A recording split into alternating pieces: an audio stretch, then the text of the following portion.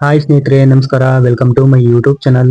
ಇಡೀ ದೇಶಾದ್ಯಂತ ಎಲ್ಲಾ ರೈತರಿಗೂ ಕೇಂದ್ರ ಸರ್ಕಾರದಿಂದ ಮತ್ತೊಂದು ಬಿಗ್ ಅಪ್ಡೇಟ್ ಬಂದಿರುವಂತದ್ದು.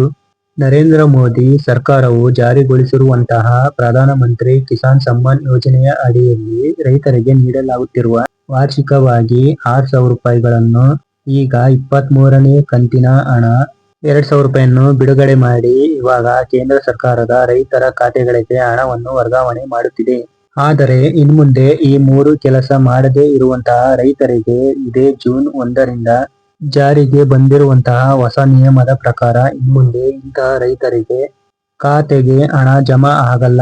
ಹಾಗಿದ್ರೆ ಯಾವೆಲ್ಲ ರೈತರಿಗೆ ಖಾತೆಗಳಿಗೆ ಹಣ ಬರುವುದು ನಿಲ್ಲುತ್ತದೆ ಮತ್ತು ಹಣ ಸತತವಾಗಿ ಬರಬೇಕು ಅಂದ್ರೆ ನೀವು ಏನ್ ಮಾಡಬೇಕು ಎನ್ನುವ ಕಂಪ್ಲೀಟ್ ಆದ ಮಾಹಿತಿಯನ್ನು ತಿಳಿಸಿಕೊಡ್ತೀನಿ. ಅದಕ್ಕೂ ಮುಂಚೆ ವಿಡಿಯೋ ಒಂದು ಲೈಕ್ ಕೊಟ್ಟು ಇನ್ನೂ ನಮ್ಮ ಚಾನಲ್ಗೆ ಯಾರು ಸಬ್ಸ್ಕ್ರೈಬ್ ಮಾಡಿದ್ವೋ ಬೇಗ ಸಬ್ಸ್ಕ್ರೈಬ್ ಮಾಡ್ಕೊಳ್ಳಿ.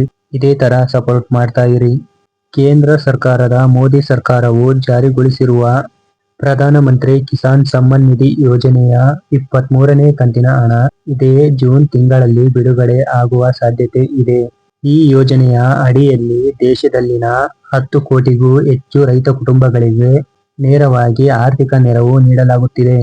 ಕೇಂದ್ರ ಸರ್ಕಾರವು ಕಳೆದ ತಿಂಗಳು ಮಾರ್ಚ್ 13ರಂದು 22ನೇ ಕಂತಿನ ಹಣವನ್ನು ಬಿಡುಗಡೆ ಮಾಡಿತ್ತು.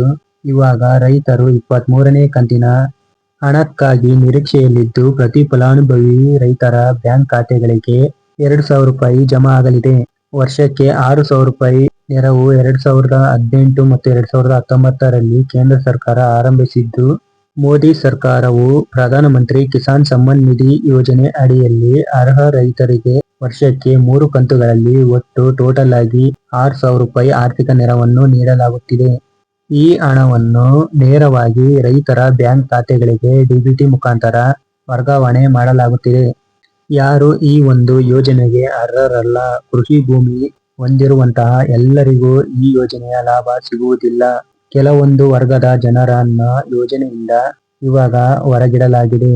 ಅರ್ಹರಲ್ಲದವರ ಪಟ್ಟಿ ಇಂಜಿನಿಯರ್ಗಳು, ಡಾಕ್ಟರ್ಗಳು, ವಕೀಲರು ಸೇರಿದಂತೆ ವೃತ್ತಿಪರರ, ಶಾಸಕರು, ಸಂಸದರು ಹಾಗೂ ಸರ್ಕಾರಿ ನೌಕರರು, ಸರ್ಕಾರಿ ಪಿಂಚಣಿದಾರರು, ಒಂದೇ ಕುಟುಂಬದ ಒಂದಕ್ಕಿಂತ ಹೆಚ್ಚು ಸದಸ್ಯರು 2019ರ ಬಳಿಕ ಕೃಷಿ ಭೂಮಿಯನ್ನು ಯಾರು ಕೊಂಡ್ಕೊಂಡಿದ್ರೋ, ಕೆಲ ವರ್ಗದ ಅರ್ಜಿದಾರರು ತಂದೆ ತಾಯಿ ಹೆಸರಿನಲ್ಲಿದ್ದ ಭೂಮಿಯನ್ನ ವರ್ಗಾಯಿಸಿಕೊಂಡ ಕೆಲ ಪ್ರಕರಣಗಳ ಫಲಾನುಭವಿಗಳು ಈ ಮೂರು ಕೆಲಸ ಮಾಡದಿದ್ರೆ ಮುಂದಿನ 23ನೇ ಕಂತು ಹಣ ನಿಮಗೆ ಸಿಗುವುದಿಲ್ಲ. 23ನೇ ಕಂತಿನ ಯೋಜನೆಯ ಹಣವನ್ನು ಪಡೆಯಲು ರೈತರು ಕೆಲವು ಕೆಲಸಗಳನ್ನ ಕಡ್ಡಾಯವಾಗಿ ಪೂರ್ಣಗೊಳಿಸಬೇಕು. ಮೊದಲನೇದಾಗಿ ಈ KYCಯನ್ನು ಸಂಪೂರ್ಣವಾಗಿ ಫಲಾನುಭವಿಗಳು ತಮ್ಮ ಖಾತೆಯ ಅಕೌಂಟಿಗೆ ಈ KYC ಪ್ರಕ್ರಿಯೆಯನ್ನು ಕಡ್ಡಾಯವಾಗಿ ಮಾಡಿಸಿರಬೇಕು. ಎರಡನೆಯದಾಗಿ ಭೂ ದಾಖಲೆಗಳ ಪರಿಶೀಲನೆಗೆ ಕೃಷಿ ಭೂಮಿಯ ದಾಖಲೆಗಳ ಪರಿಶೀಲನೆಗೆ ಪೂರ್ಣಗೊಂಡಿರಬೇಕು. ಮೂರನೆಯದಾಗಿ ಬ್ಯಾಂಕ್ ಖಾತೆಗೆ ಡಿಬಿಟಿ ಮುಖಾಂತರ ಸಕ್ರಿಯವಾಗಿರಬೇಕು. ಬ್ಯಾಂಕ್ ಖಾತೆ ಆಧಾರ್ ಲಿಂಕ್ ಮುಖಾಂತರ ಲಿಂಕ್ ಆಗಿರಬೇಕು. ಇದರ ಜೊತೆಗೆ ಹಾಗೆ ಡಿಬಿಟಿ ಸೇವೆ ಕೂಡ ಸಕ್ರಿಯವಾಗಿ ಹೊಂದಿರಬೇಕು. ಈ ಮೂರು ರೂಲ್ಸ್ ಗಳಲ್ಲಿ ಯಾವುದಾದ್ರೂ ಒಂದನ್ನು ಪೆಂಡಿಂಗ್ ಬಿಟ್ರೂ ಕೂಡ ನಿಮಗೆ 23ನೇ ಕಂತಿನ ಹಣ 2,000 ರೂಪಾಯಿ ನಿಮ್ಮ ಖಾತೆಗಳಿಗೆ ಜಮಾ ಆಗುವುದಿಲ್ಲ. ತಕ್ಷಣವೇ ಈ ಮೂರು ಷರತ್ತುಗಳನ್ನು ಪರಿಶೀಲಿಸಿ. ಜೂನ್ ತಿಂಗಳಲ್ಲಿ ಹಣ ಬಿಡುಗಡೆ ಆಗುವ ಸಾಧ್ಯತೆ ಹೆಚ್ಚಾಗಿರುವುದರಿಂದ ರೈತರು ತಮ್ಮ ಈ KYC ಭೂ ದಾಖಲೆಯ ಪರಿಶೀಲನೆಯನ್ನು ಹಾಗೂ ಬ್ಯಾಂಕ್ ಖಾತೆಯ ಡಿಬಿಟಿ ಸ್ಥಿತಿಯನ್ನು ತಕ್ಷಣವೇ ಚೆಕ್ ಮಾಡಿಕೊಳ್ಳುವುದು ಒಳ್ಳೆಯದು. ಎಲ್ಲಾ ದಾಖಲೆಗಳು ಸರಿಯಾಗಿದ್ದರೆ ಮಾತ್ರ ಮುಂದಿನ ತಿಂಗಳಿನ 23ನೇ ಕಂತಿನ ಹಣ ನಿಮ್ಮ ಖಾತೆಗಳಿಗೆ ಬರಬಹುದು. 23ನೇ ಕಂತಿನ ಹಣವನ್ನು ನೀವು ಪಡೆದುಕೊಳ್ಳಬಹುದು.